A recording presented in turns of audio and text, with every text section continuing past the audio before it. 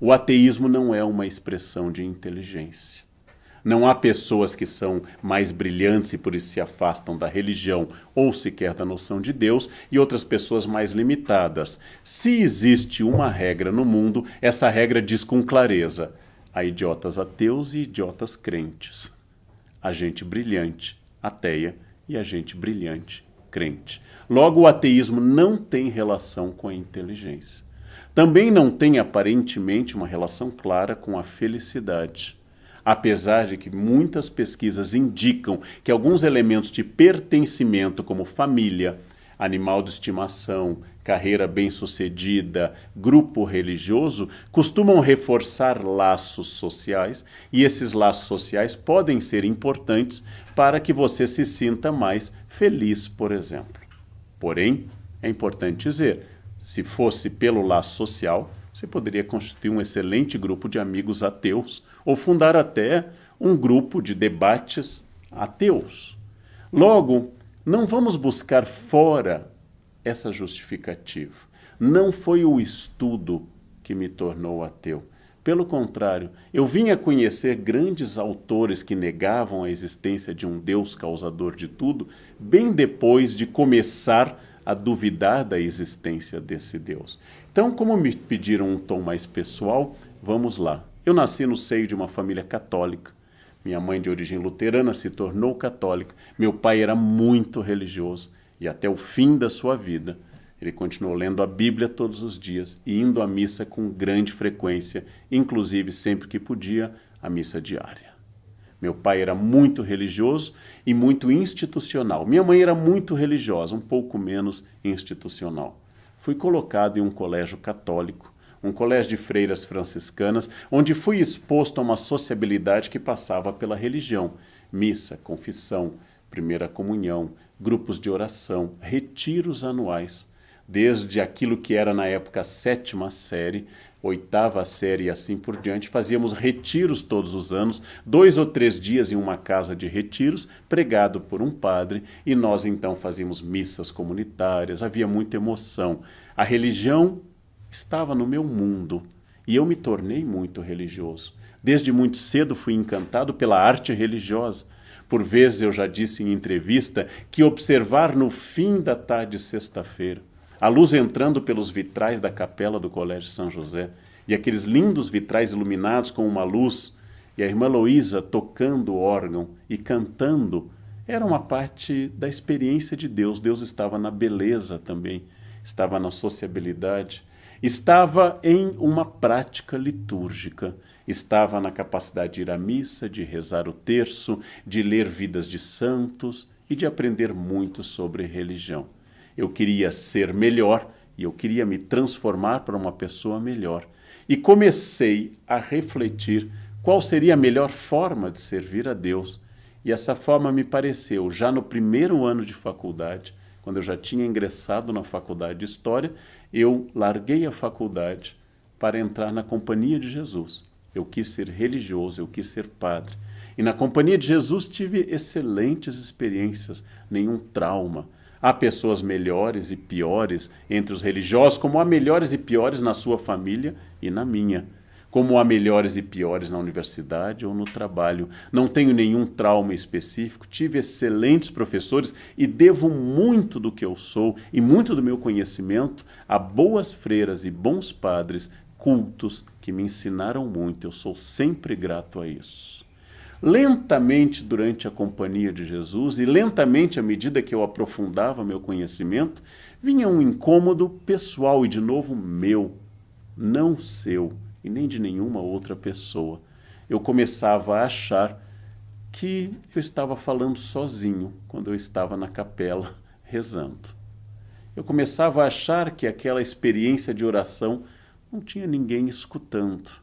Claro que essas ideias eu afastava com muita ênfase, porque eram tidas como secura espiritual, um momento em que Deus testa a alma para saber se ela busca Deus por Ele ser Deus, ou pelas bênçãos, ou pelas alegrias da oração. A secura, que muitos santos relatam, Santa Teresinha de Lisieux, São João da Cruz, Santa Teresa d'Ávila, a secura espiritual é aquele período em que a alma não encontra uma aparente reciprocidade ou que Deus fecha a sua face.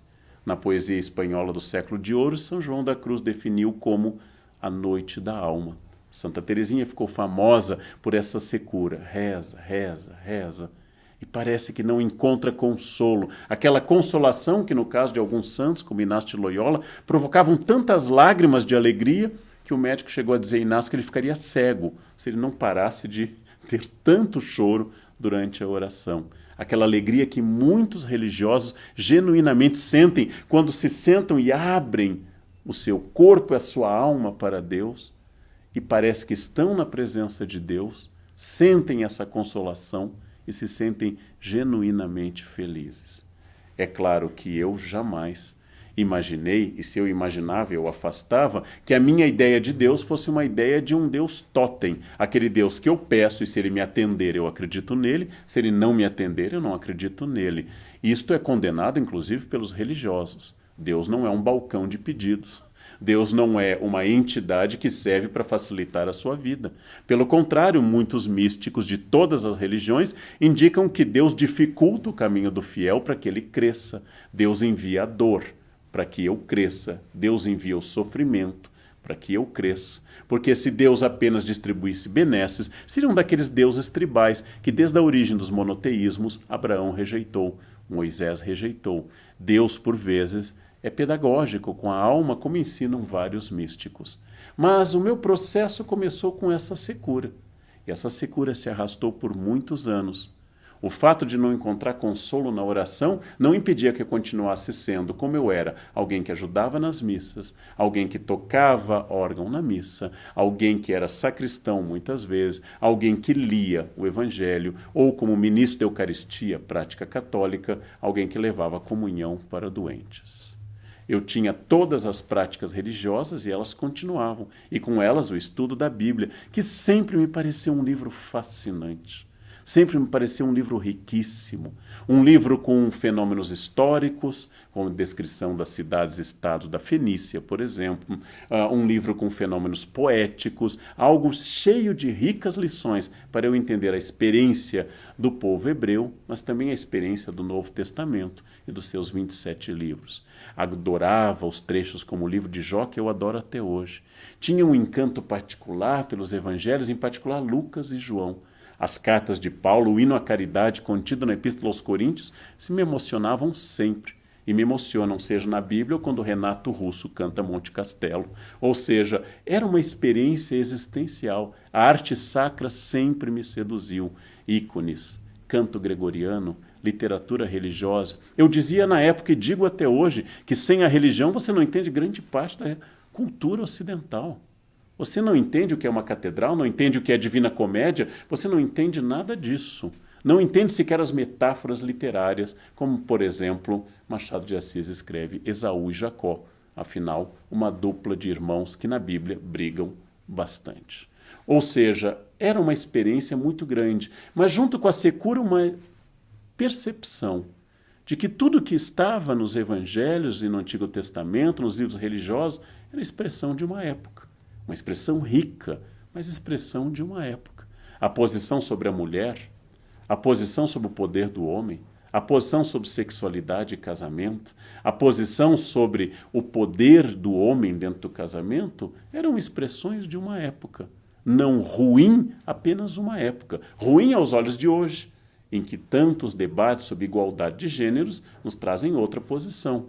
Mas exatamente eu começo a perceber que aquele texto é um texto muito histórico e fala de uma concepção muito histórica e fala de uma relação muito histórica. E aí começavam a aumentar as minhas dúvidas. Em determinado momento, eu parei de frequentar a igreja. E a quebra desse hábito, ainda que nunca tenha terminado meu encanto pela arte sacra, pela música sacra ou até pela beleza da liturgia, a quebra do hábito fez aumentar a ideia de que a vida era maravilhosa, a minha vida tem sentido nela mesma, que eu devo ser feliz e uma pessoa ética, eu devo ajudar o maior número de pessoas possível, e já como professor, que eu pudesse me encaminhar para a educação e para o auxílio no conhecimento. Nunca vi um choque entre ética e ateísmo, como eu nunca vi que os religiosos necessariamente fossem éticos, há religiosos éticos e não éticos. À medida que eu me afastei da igreja, esse processo foi aumentando. Muitas pessoas me dizem, mas e quem criou tudo? Eu não sei, mas você também não sabe, eu dizia para os religiosos. Você também não sabe quem criou tudo. Apenas você crê que seja aquela pessoa que lhe disseram que criou tudo. E é um problema você reduzir Deus a um espaço de explicação dos hiatos da ciência. Porque à medida que a ciência avança, a sua fé vai começar a diminuir. Se os gregos diziam que o raio era a expressão de Zeus, no momento que eu sei que o raio é uma descarga elétrica entre o Sol e a nuvem, Zeus vai desaparecer. O mesmo vale para todas as outras entidades religiosas. Na verdade, como já foi dito, muitas pessoas são ateias dos outros deuses. Você não acredita em Brahma e Shiva, mas acredita em Jesus. Você não acredita em qualquer poder de Buda, que não é Deus, inclusive para os budistas, mas acredita, por exemplo, no seu Deus. Então, essas convicções históricas, elas vieram depois, mas era uma posição interna, que nenhuma raiva. Eu acho que quem tem raiva de Deus, como às vezes aparece nos textos de Saramago, por exemplo, quem tem raiva de Deus parece ter uma fé com um vetor negativo. Fica atacando Deus com raiva, como encontro às vezes nos textos de Saramago.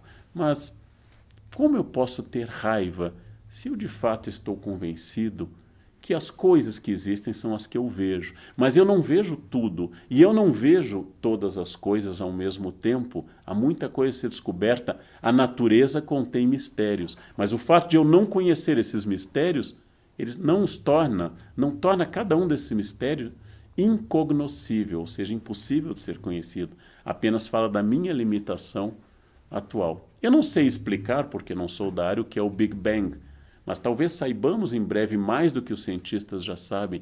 Eu não sei como de um grupo de moléculas complexas surgiu a vida em algum momento do planeta. Os biólogos sabem explicar, mas deixa de ser muito importante, porque na verdade eu não sei a origem de quase tudo, mas pareceu infantil começar a aplicar essa origem a alguém, uma entidade, um ser que mesmo que superior a tudo, esse fosse o único ser causador.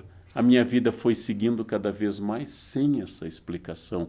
Isto não é uma característica universal, isso é uma experiência pessoal. Ela é permanente? Bem, eu já fui religioso e eu não sou religioso. Logo, é científico supor que eu possa voltar a ser religioso, se em algum momento, dentro de mim, houver uma percepção diferente. Então, o que eu acredito hoje é que a sua crença, em qualquer campo, ela tem que ser uma crença ética, independente se ela nega ou afirma a existência de Deus. Eu não gosto que me chamem de ateu, porque ateu é uma negação. Seria como dizer a você, você é um não italiano, não? Não, você é um não hindu. Ora, eu não sou um não religioso, ateus, sem Deus. Eu sou Leandro. Me definir pela ausência que você sente é estranho. Então, hoje, para mim, o ateísmo é uma posição tranquila, como já foi tranquila a fé. Vai ser assim para você?